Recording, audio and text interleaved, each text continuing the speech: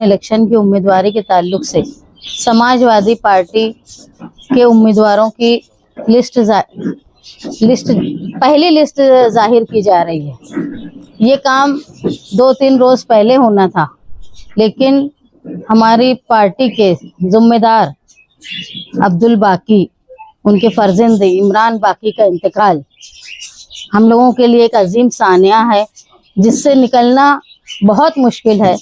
एक ऐसा खानदान जो तीसरी पीढ़ी साथी निहाल अहमद साहब के साथ काम कर रहा है, जो इस्माइल सागर के बाद अब्दुल बाकी और अब्दुल बाकी के बाद इमरान बाकी, ये हम लोग अपने आप को बहुत खुश नसीब समझते हैं कि मुसलसल वो ख़ानदान जो है निहाल साहब के चाहने वाले और हमारे लिए फ़ायदेमंद और शहर की खिदमत करने का काम करता था। एक ऐसा नौजवान जो मुसलसल अपने काम से लोगों का दिल जीता करता था, उसका अचानक इंतकाल होना ये समाजवादी पार्टी के लिए और शहर के समाजी सियासी तबके के लिए एक बड़ा झटका है। बहरहाल इलेक्शन का ऐलान हो चुका था और इलेक्शन के ऐलान बहुत कम वक्फे के इलेक्शन हो रहा है, इसमें रुका नहीं जा सकता। ये सानिया जो है उसकी भरपाई नहीं हो सकती, लेकिन काम करना है आगे, तो हम लोग ताखीर के बाद आज ऐलान कर रहे हैं। जैसा कि समाजवादी पार्टी का इस्लाम पार्टी के साथ गठबंधन हुआ, हमारा एक फ्रंट बना जो मालेगांव सेकुलर फ्रंट है। मालेगांव सेकुलर फ्रंट बना, ये फ्रंट का बनना वो शहर में ओहदा पाने के लिए या सियासत में सबकत लेने के लिए ये फ्रंट नहीं है। इस फ्रंट का मकसद ये है कि मालेगांव शहर आज जो सियासी बहरान से गुजर रहा है, रहनुमाई की कमी है और मुसलसल फ़िरका परस्तों की नज़र जो है वो मालेगांव शहर के ऊपर लगी हुई, चाहे वो जन्म दाखिले का मामला हो, चाहे लैंड जिहाद का मामला हो। और ये लग रहा है कि कहीं ना कहीं फ़िरका परस्त पार्टियां मालेगांव शहर की कारपोरेशन पे राज करने के लिए खुफिया तौर पे या एलानिया तौर पे इत्तेहाद करके एक उन्होंने सोचा है कि ये तारीख बन जाए कि फ़िरका परस्तों का झंडा मालेगांव कारपोरेशन पे लहराया जाए। ऐसी उनकी कोशिश है। उसको रोकने के लिए और मालेगांव शहर के तहफ़्फ़ुज़ के लिए हम लोग बड़ा कदम उठाए। नज़रियाती इख्तिलाफ होने के बावजूद भी इस्लाम पार्टी के साथ हमारा समझौता हुआ और हम ये चाहते हैं कि मालेगांव शहर की आवाम इस बात को याद रखे कि ये इलेक्शन आम इलेक्शन की तरह नहीं है। ये इलेक्शन सिर्फ ओहदा और कारपोरेशन में कॉरपोरेटर्स की तादाद ज़्यादा है या मेयर बने सिर्फ इसलिए नहीं, ये मालेगांव शहर के तहफ़्फ़ुज़ के लिए है। जन्म दाखिले में जो लोग परेशान हैं वो सिर्फ यहीं तक महदूद रहेंगे ऐसा नहीं है। मामला ये है कि अगर 3400 लोगों के जन्म दाखिले कैंसिल हो जाते हैं, उनके ऊपर FIR हो जाती है, तो ऐसे मौके पर SIR का आना और वोटर लिस्ट में अगर हम 2002 की यादी में नाम बताते हैं लेकिन हमारा जन्म दाखिला ही कैंसिल है, तो उसको किस तरह वैलिड माना जाएगा। और दूसरा, बीजेपी ने जो कहा है कि वो ऐसे लोगों को जो SIR में अपनी शहरियत साबित नहीं कर पाएंगे उनका आधार कार्ड कैंसिल कर देंगे, उनका राशन कार्ड कैंसिल कर देंगे। इसका मतलब है कि एक आदमी की गलती से, एक औरत की गलती से पूरा ख़ानदान जो है वो SIR में फंस सकता है। ये बहुत संगीन मसला है। मालेगांव शहर की एक बड़ी आबादी है जो बिना लेआउट बिन खेती की जगह पे रह रही है। एक उतारे पे कई लोगों के उतारे हैं। इसको लैंड जिहाद का नाम देकर फ़िरका परस्त हमला करने की कोशिश कर रहे हैं, जिसमें मैं मानती हूँ सैकड़ों मसाजिद और मदारिस हैं, उन पर भी आफत आने की बात है। इसलिए हम लोग जो ये फ्रंट बनाए हैं, हमारे जो इत्तेहाद हुआ है वो इसलिए हुआ है कि मालेगांव शहर में आवाम का तहफ़्फ़ुज़ और तरक्की दोनों का काम हम मिलकर करेंगे। हम ये समझते हैं कि हम तालीमी और कानूनी मालूमात रखते हैं और हमारे साथी जो है वो दबंगई करके कानून को नाफिज करने में हमारी मदद करेंगे। इस बात पर हमने इत्तेहाद किया। आज हम समाजवादी पार्टी के पहली लिस्ट जाहिर कर रहे हैं उम्मीदवारों की। इसमें प्रोफेसर अहमद अयूबी सर वो हैं जो प्रोफेसर रहे, प्रिंसिपल रहे, कि वार्ड नंबर 13 इस्लामपुरे से उम्मीदवारी कर रहे हैं। जायदा अशफाक अहमद ये वार्ड नंबर 14 से उम्मीदवारी कर रही हैं। ये सालों से तालीम देने का काम करती हैं और वो अजीम खिदमतगार है। अब अगर पूछेंगे उस इलाके में, नयापुरे में, तो लोग जानते हैं कि हर घर से उनका ताल्लुक़ है, तालीम याफ्ता हैं। सबिया Muzammil वफाती, ward number 14।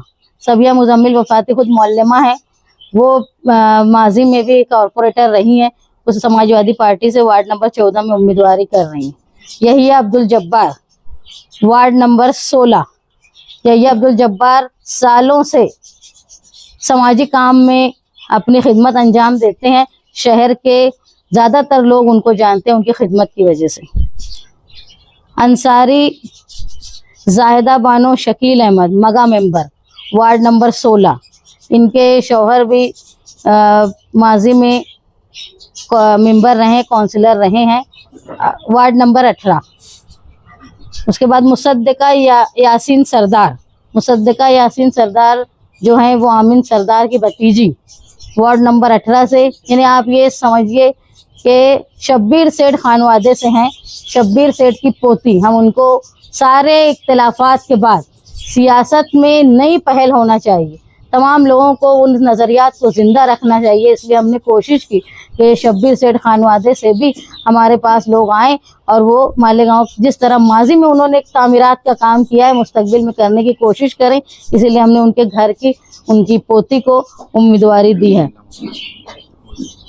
Ansari Rahil Ahmed Mohammed Hanif, ward number 19। Rahil Hanif जो मैं जानती हूँ, मेरे बचपन में मैंने हनीफ मेंबर का वो 1991 की बॉडी में चुन के आए। उनका बड़ा काम था मालेगांव शहर में औसत भ्रष्टाचार, इतना बड़ा भ्रष्टाचार था म्यूनसिपलिटी के वक्त में, जब 300 से ज्यादा लोग कारपोरेशन म्यूनसिपलिटी की नाकिस दवाओं की वजह से मारे गए थे। उसके खिलाफ स्कैंडल इन्होंने निकाला था। जिम्मेदार हैं हमारी समाजवादी पार्टी के युवा के अध्यक्ष हैं। और आखिरी शान हिंद निहाल अहमद, वार्ड नंबर 3। ये हमारी 8 लोगों की, 8 उम्मीदवारों की पहली लिस्ट है। ये लिस्ट आप देखिए, इसमें तजुर्बेकार, जहां जरूरत पड़ती है कानूनी मालूमात रखने वाले, ये ऐसी लिस्ट है जिसमें प्रोफेसर भी हैं, टीचर भी हैं, एक सियासी खानदान से ताल्लुक रखने वाले लोग भी हैं। हम ऐसी लिस्ट बनाए हैं, ऐसे उम्मीदवार दिए हैं जो शहर के लिए अपने आप में जो हुनर है, अपनी काबिलियत है, उसको शहर के लिए और पार्टी के लिए इस्तेमाल करें, ऐसी हमने लिस्ट जाहिर की है।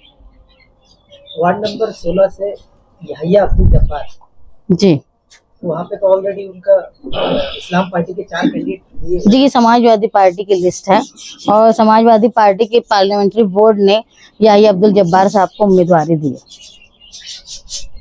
गठबंधन वहाँ पे नहीं रहेगा? नहीं, आप समझ लीजिए दोस्ताना गठबंधन। ये पहली लिस्ट है, दूसरी लिस्ट अब 1-2 रोज में दूसरी लिस्ट भी आई। देखो, गठबंधन जो है होता है ना, वो समझौते के लिए होता है और समझौते में बहुत कुछ समझना पड़ता है। तो आमतौर पे ऐसा होता है कि जब हम जाती फायदा छोड़ के आवाम के लिए इलेक्शन लड़ रहे हैं तो वहाँ कहीं ना कहीं कुर्बानी देने की बात आती है। जब कुर्बानी देने की बात आती है तो अक्सर जो है वो लोगों का नुकसान होता है। जो लोग काम करते हैं वो भी उस टिकट पाने से महरूम रह जाते हैं। मैडम, अगर जल्दी से जल्द सभी उम्मीदवारों के नाम अगर डिक्लेयर होते हैं तो इनको भी वक्त मिलेगा काम करने के लिए, प्रचार करने के लिए। देखो, कैसा होता है ना कि कुछ इलाकों में 1 से ज्यादा उम्मीदवार एक ही जगह पे होते हैं, तो वहाँ लोगों को समझा के ऐलान करना ये बेहतर होता है। और पार्लियामेंट्री बोर्ड जो है वो हर तरह का फैसला पार्लियामेंट्री बोर्ड कर रहा है समाजवादी पार्टी का। उन्होंने मुझे ये 8 लोगों की लिस्ट दी है जो मैं आप लोगों को बताई। समाजवादी पार्टी के कितने उम्मीदवार तादाद की बात ऐसी है कि एक मजमूई तौर पे शहर में उमूमी तौर पे चल रहा है कि हमारी इतनी सीटें उतनी सीटें, लेकिन मैं आपको फिर बोलूँगी कि हमारी दोनों पार्टी का ये नज़रिया ये है कि फिरका परस्तों को रोकने के लिए हम ये इत्तेहाद कर रहे हैं। अगर ज़रूरी लगता है कहीं कि हमारे सिंबल से हमारे गठबंधन को फ़ायदा होगा तो वो कुर्बानी इस्लाम पार्टी देने के लिए तैयार है। और हमको जब उम्मीद तौर पे लगेगा कि उनके सिंबल से उम्मीदवार को फ़ायदा है तो ऐसा मैं भी फिक्स आपको नहीं बता सकती कितनी सीटें हैं। मैं बोली कि गठबंधन की सियासत मजबूरी की होती है और मजबूरी जहाँ आती है वहाँ कहीं ना कहीं कुर्बानी देनी पड़ती है। जिस वार्ड में और हमको एज ए निजी ताल्लुक बहुत बर्दाश्त करना पड़ता है लीडर को। लेकिन मैं ये बोल रही इलेक्शन जो है ना, ये ओहदा पाने का या मेंबर बन जाने वाला इलेक्शन नहीं, ये शहर के तहफ्फुज के लिए किया जा रहा है। जब शहर के तहफ्फुज की बात आएगी तो जहाँ मुझे भी कुर्बानी देने की जरूरत होगी मैं भी जरूर दूंगी। जिस वार्ड में दो उम्मीदवार गठबंधन के रहेंगे, इस्लाम पार्टी और समाजवादी के, तो सिंबल अलग अलग रहेगा कि सिंबल? नहीं, सिंबल हमारी जो बात ये हुई थी कि भाई उनके 2 सिंबल हमारे 2 सिंबल रहेंगे, लेकिन आपसी बात ये हुई थी कि अगर उनका सिंबल होने से पैनल मजबूत होता है तो वो कर देंगे, और अगर हमारा सिंबल से मजबूत होता है तो वो कर देंगे। यहाँ सिंबल और निशान की लड़ाई नहीं है, यहाँ शहर को फिरका परस्तों की नजर से बचाने की लड़ाई है। लो बांट।